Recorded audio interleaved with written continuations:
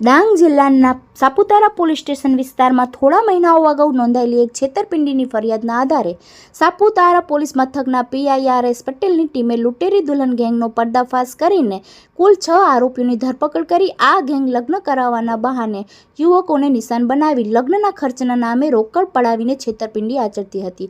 Gandhinagar crime ન્યૂઝમાં આપનું સ્વાગત છે। સાપુતારા પોલીસની ટીમે આ ગુનામાં ₹55,000ની રિકવરી પણ કરી।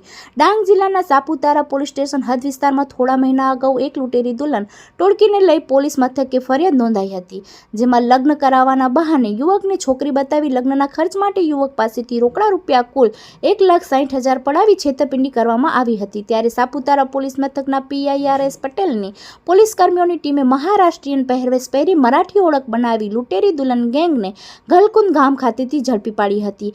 આ બનાવમાં સાપુતારા પોલીસની ટીમે લૂંટેરી દુલ્હન ટોળકીના 6 વ્યક્તિઓની અટકાયત કરીને ગુનાનો ભેદ ઉકેલ્યો। તેમાં સાપુતારા પોલીસની ટીમે ₹55,000 પણ રિકવરી કરેલ છે। આ બનાવને પગલે સાપુતારા પોલીસે આરોપીઓની અટકાયત કરી આગળની કાર્યવાહી હાથ ધરી છે।